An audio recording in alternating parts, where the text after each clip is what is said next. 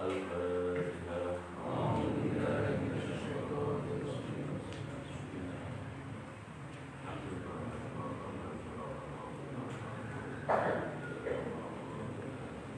Bismillahirrahmanirrahim.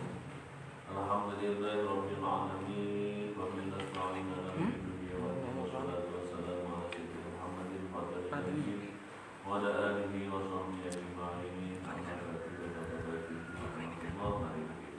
kita memulai kajian khusus dan kajian jadwal sebelum mengaji kitab Asyam atau Ilmu atau Ilmu bahwa itu kalian itu Syekh Abdullah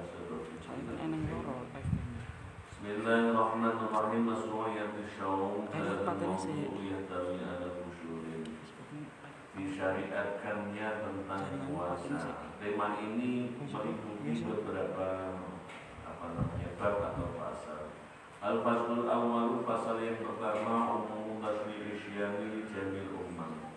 Disyariatkannya puasa kepada seluruh umat. Jadi seluruh umat selain umatnya Nabi Muhammad SAW itu semuanya juga diwajibkan oleh Allah untuk berpuasa. Karena hanya puasalah termasuk yang mampu untuk meningkatkan rohani kita. Rohani kita berkaitan dengan bagaimana kita akan mengenal tentang akhirat. Dalam juz 1 kitab Sahih Bukhari itu disebutkan bahwasannya suatu ketika Rasulullah SAW di malam hari, ketika saat itu ada istrinya, beliau menyatakan, baru saja Allah memperlihatkan kepadaku surga. Seandainya aku mau, maka saya akan bisa memetik buah-buahan yang ada di dalam surga tersebut. Hal ini mengisyaratkan bagaimana bahwasannya Rasulullah SAW itu berkaitan dengan akhirat adalah sesuatu yang gamblang. Akhirat itu adalah sesuatu yang nyata bagi baginda Nabi Muhammad SAW. Karena di dalam diri Rasulullah tidak terhijab oleh setan. Maka dalam sebuah hadis Rasulullah mengatakan, menyampaikan sekiranya tidak ada yang namanya setan itu melingkupi tubuh Bani Adam, menghalang-halangi Bani Adam, lanadharu malakum sama, maka Bani Adam ini akan bisa melihat tentang kerajaan langit, atau yang bisa dikatakan surga kelihatan, neraka bisa kelihatan. Hanya karena setan tidak ingin manusia ini melihat surga dan neraka dan segala isi tentang malakut. Kalau tahu semuanya akan beriman kepada Allah.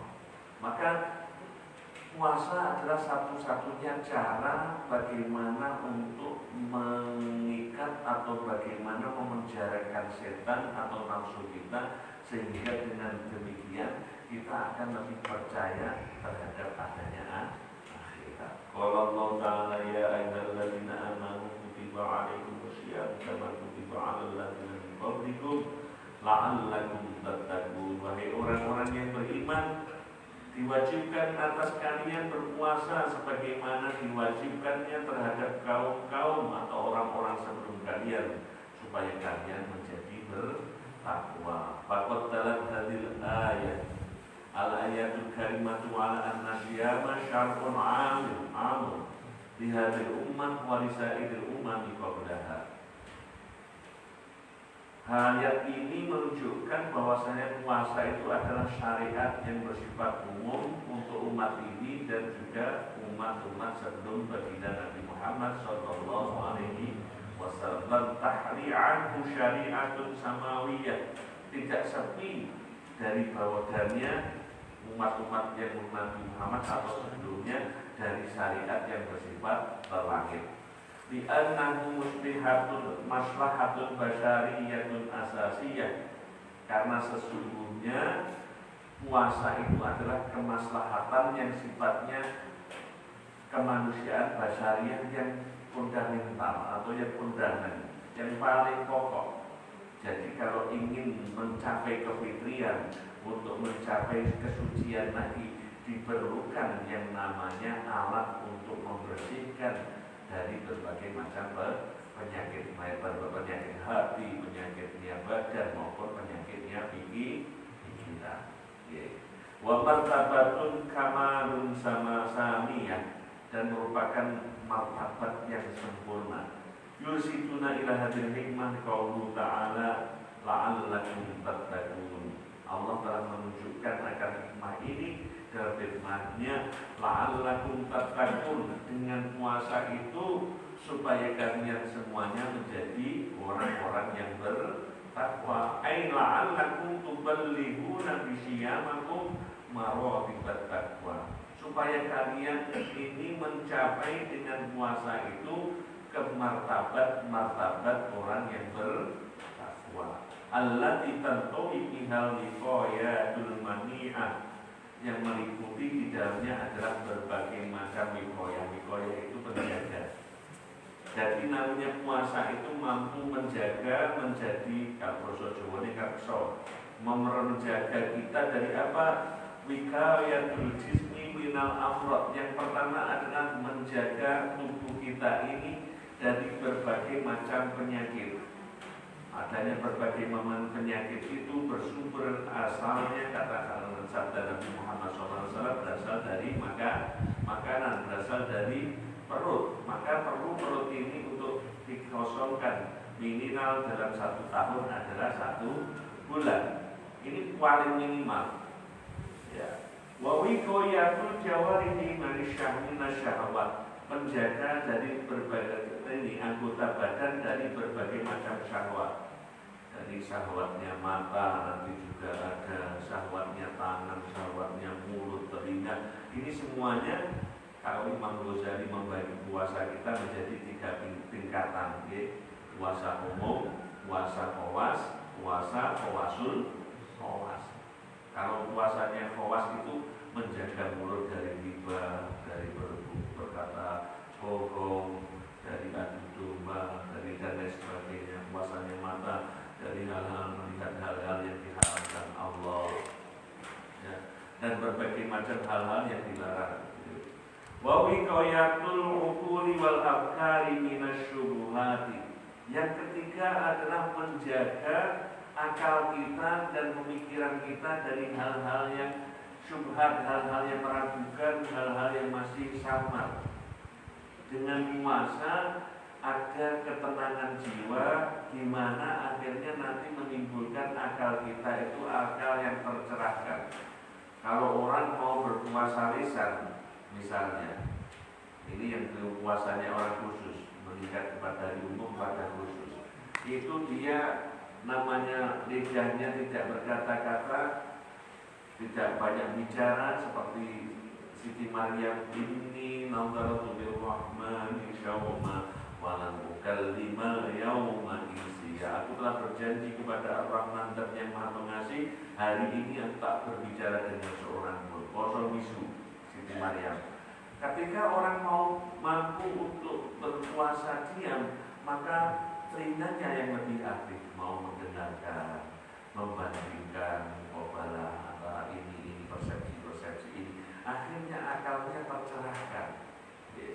Tidak hanya sel egonya semata harus dijelaskan, akhirnya menyebabkan akalnya kesombongan yang muncul. Wa wiqayatul qulubi minal wasawisi wal aghyar. Yang keempat, puasa adalah mampu untuk menjaga hati ini dari berbagai macam was-was dan apa hal yang menyebabkan hati kita ini kacau. Puasa yang sungguh-sungguh nanti akhirnya hatinya was-wasnya dihilangkan oleh Allah. Maka setiap malam kita diperintahkan oleh Allah adalah untuk selalu berniat. Ini membangun suatu kesadaran di dalam diri kita bahwasannya otak ini diajak untuk berjalan dan berhentinya itu sesuai dengan istilahnya ritmenya ada. Was-wasnya dihilangkan. Kama satullahu ba'du dzalika insyaallah ta'ala. Wa mimma yadullu ala fariidati syiyami la tajamia syara'il ilahiyah al-haditsul ladzi rawahu Tirmidzi. Dan termasuk di antara yang menunjukkan fardunya atau wajibnya puasa kepada seluruh syariat ilahiyah, maksudnya para nabi, itu adalah hadisnya yang diriwayatkan oleh Tirmidzi.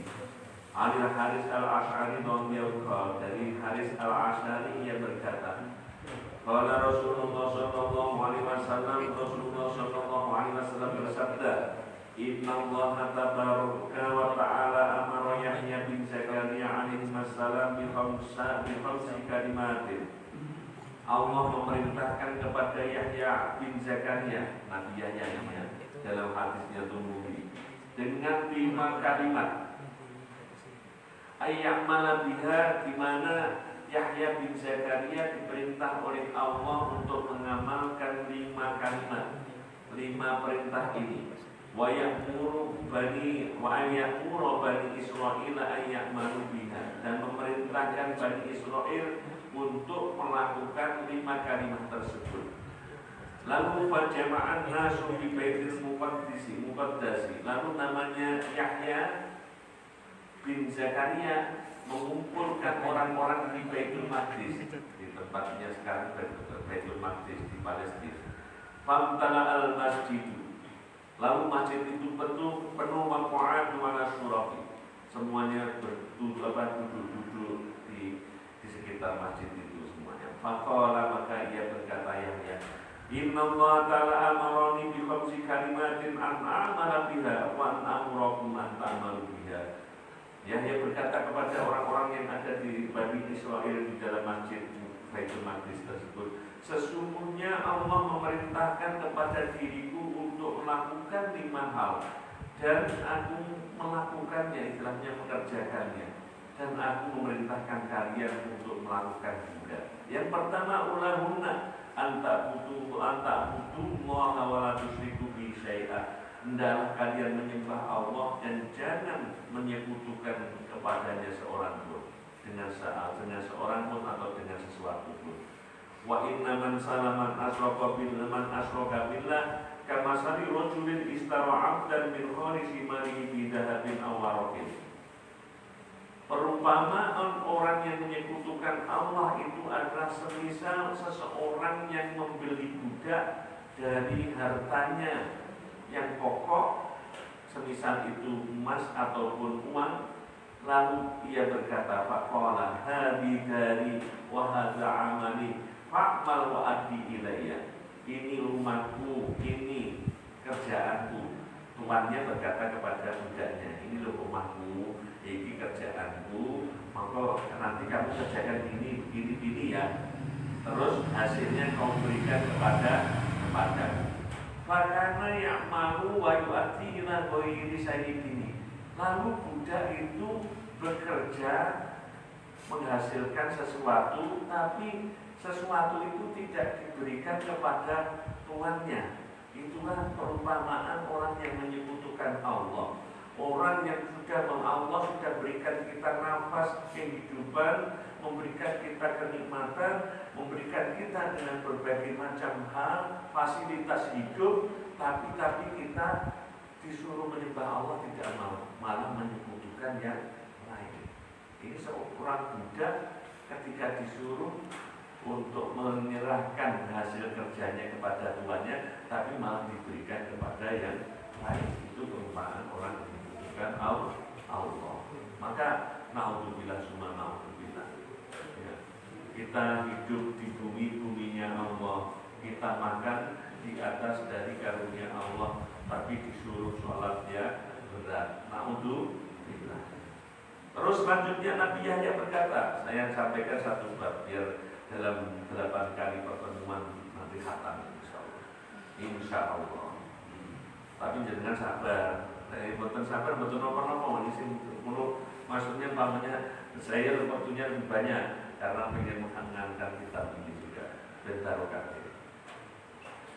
Paman yang dengan ada acara silahkan untuk mungkin masih ada beberapa yang kosong. Wa inna Allah ta'ala amarakum bisalah fa idza shallaitum fala taltafitu fa inna Allah yamshi bil wajhi wa wajhi 'abdi bi sholati ma lam yaltafit. Sesungguhnya Allah Ta'ala merintahkan kalian untuk sholat. Dari zamannya Nabi Yahya pun putranya Zakaria itu sudah ada sholat. Fa'idha sholaitu falakal itu. Kalau kalian lagi sholat itu jangan nengok kiri, jangan nengok kanan, yang fokus, yang khusyuk, yang tadarruk kepada Allah. Sesungguhnya Allah ketika kalian sedang sholat itu sedang menghadap kepada kalian, selagi kalian tidak menoleh. Berarti Allah tinggal nih. Noleh. Enak sih itu misal semua. Malah saya kena video sedikit dolanan. Lagi itu sholat macam-macam. Allah ya karim. Wa amarakum bisyam. Yang ketiga, fa inna misla dzalika kama sili rajulin li ashabatin ma'am syurratun fiha miskun. Fa kulluhum yu'jibuhum rihuha wa inna riha shaimi atyabu indallahi min rizqi. Allah juga merintahkan kalian, kata Nabi Yahya kepada umatnya, sebagaimana puasa. Perumpamaan puasa itu adalah seperti misalnya seseorang yang berada dalam satu kelompok, dalam satu golongan, di mana seseorang itu membawa kantong yang di dalamnya ada misiknya.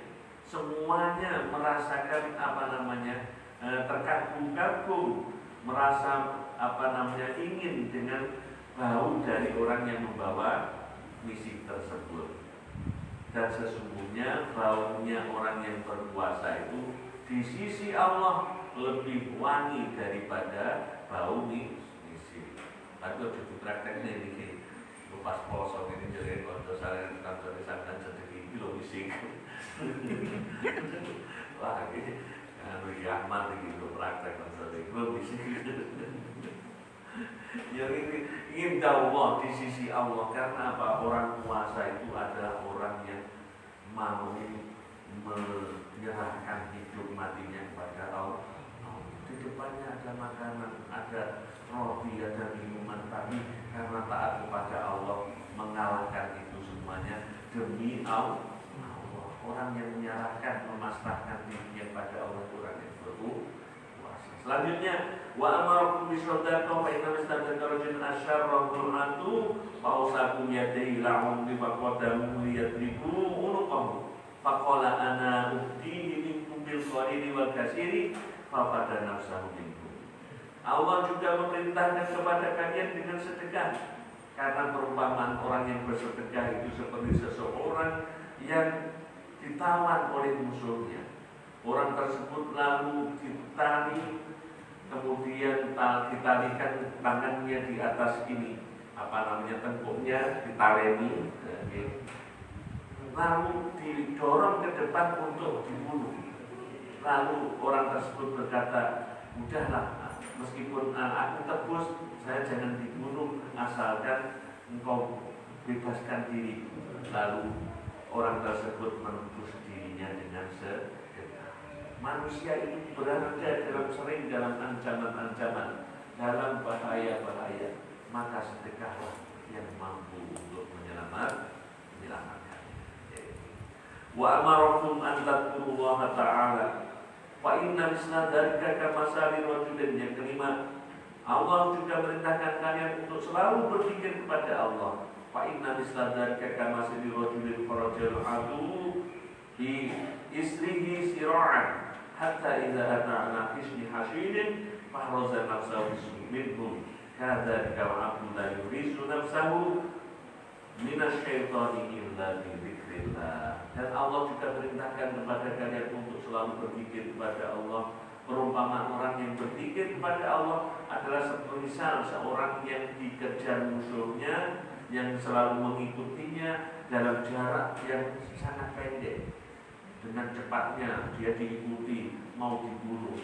Tapi sampailah seorang itu ke dalam benteng yang kokoh yang menjaga dirinya dari orang yang ingin membunuh dari musuhnya tersebut. Itulah seorang hamba yang selalu mengekalkan dirinya berzikir kepada Allah, maka akan dijaga oleh Allah dari syaitan. Ya, ketika kita berzikir tadi subhanallah, subhanallah, subhanallah, setan hilang dari diri kita. Tapi ketika kita lupa, setan datang di dalam hati kita. Hati kita tidak akan mungkin dimasuki dua sekaligus oleh sesuatu. Ketika zikir masuk, setan pergi. Ketika hati kita kosong, setan yang ada di dalam hati kita. Dan lagi, Masyam masnu'un natasarori ta'ala wa kintah kita puasa itu disyariatkan kepada semua para nabi sebelum Nabi Muhammad juga. Hanya bedanya hitungannya. Kita itu hanya sebulan loh Pak. Kalau kita ingin sebenarnya, tapi Pak Disara ini puritos ya mudah. Umatnya Nabi sebelum Nabi Muhammad, Nabi ini kama warda an syariat Nuh alaihissalam wa dzalika munasabati asabil qawiyah. Nabi Nuh alaihissalam itu puasanya bukan hanya 1 bulan 2 bulan, tapi berapa? 1 tahun penuh. Ini disebutkan puritos ya mudah. Nabi Nuh alaihissalam dan umat-umatnya diwajibkan puasa tahun penuh. Awal itu orang kuat. Karena apa? Kuatnya jisimnya, tubuhnya itu mereka itu kuat-kuat, bukan seperti kita ini. Maka ada orang yang puasa 1 tahun, kecuali hari tasyrik atau hari-hari yang diharamkan. Itu tidak apa-apa puasa seperti itu ya. Kecuali hari-hari tasyrik, hari Idul Fitri, Idul Adha yang diharapkan itu dia tidak boleh. Wafi batas syari puridos yang khamsina yaman, ada yang diwajibkan 50 hari. Maka kalau kita puasa Daud, kalau dihitung dalam 1 tahun itu adalah berapa? 6 bulan itu hitungannya. 1 hari puasa, 1 hari tidak, 360 hari kan berarti hitungannya itu adalah setengah tahun. Lebih kecil lagi puasa Senin Kemis. Senin Kemis ini kalau dihitung dalam 1 tahun itu jumlahnya adalah nanti 1/3 tahun. Itu juga sudah mendekati terhadap namanya ini. Tadi Nabi sudah menunjukkan. Tadi selain Ramadan ada waktu-waktunya. Wahada tarawat jadwal awal hasbal ikhtilaf fil istidad wal qabiliyah. Waqad faradallahu ala hadir umat Muhammadiyah allati afdal umam antasuma afdal syahri bisana ala wa syahrul Ramadan. Nah, umat kita ini hanya umatnya Nabi Muhammad hanya diperintahkan wajib pada bulan Ramadan. Karena apa?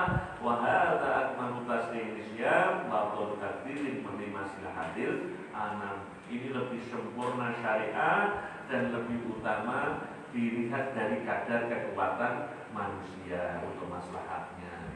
Dengan kalau ingin nambah nanti dengan puasa Senin Kemis, berarti kita termasuk sudah melakukan puasa 1/3 tahun. Itu kalau setahun namanya Shaumud Dahr. Setengahnya puasanya Nabi Daud alaihi salam. Rawahu Nabi dari Mas'ud radhiyallahu anhu, qala sayyidu syuhuri syahrul Ramadan wa sayyidul ayami yaumul jumu'ah. Tuannya bulan-bulan itu adalah bulan Ramadan dan sayyidnya atau tuannya hari-hari itu adalah hari Jumat. Al-Fatihah.